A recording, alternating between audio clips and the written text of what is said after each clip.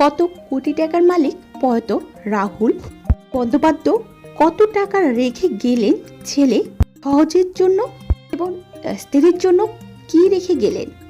টলিউডের জনপ্রিয় অভিনেতা রাহুল অরুণোদয় আকস্মিক মৃত্যু মেনে নিতে পারছেন না এখনো তার অনুরাগীরা। মাত্র ৪৩ বছরে তার চলে যাওয়া যেন এক গভীর শূন্যতা তৈরি করেছে। তার মৃত্যুকে ঘিরে যেমন শোকাবহ তেমনি উঠে এসেছে নানা প্রশ্ন শুটিং চলাকালীন নিরাপত্তা নিয়ে। ওড়িশা সীমান্তে তালসারি সমুদ্র সৈকতে কোনো প্রকার অনুমতি ছাড়াই শুটিং চলছিল, যা নিয়ে ইতিমধ্যেই তদন্ত শুরু হয়েছে।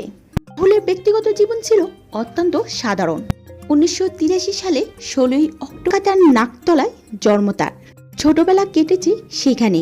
নাকতলা স্কুল থেকে পড়াশোনা শেষ করে তিনি বৌদ্ধদোষ কলেজে সাধারণ মধ্যবিত্তে বড় হওয়া রাহুল পরিশ্রম ও প্রতিভার জোরে টলিউডে নিজের জায়গা দখল করে নেন। ব্যক্তিগত জীবনে রাহুল ছিল খুবই পরিবারমুখী একজন মানুষ। একমাত্র ছেলে সহজে ছিল তার একমাত্র শক্তি। স্ত্রী প্রিয়াঙ্কা সরকারের সাথে তার বিবাহ বিচ্ছেদ হলো ছেলের কথা চিন্তা করে। পরবর্তীতে তারা কাছাকাছি আসে। সম্পত্তির দিক থেকে রাহুল হয়তো অনেক ধনবান ছিল না, কিন্তু তার জীবনযাপন ছিল অত্যন্ত সাদামাটা। বিভিন্ন সূত্র অনুযায়ী তার মোট সম্পত্তি পরিমাণ ছিল প্রায় ৪ কোটি টাকা। তবে এই সম্পত্তি চেয়েও তার বেশি বড় ছিল ব্যক্তিত্ব, জীবনযাপন।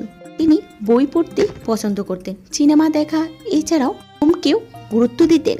তার শোয়ার ঘর ভরা থাকতো বই আর ভিডিও দিয়ে, যা তার শিল্প মনস্কতা প্রতিফলন। অভিনয়ের পাশাপাশি লেখালেখির প্রতিও ছিল তার গভীর আগ্রহ।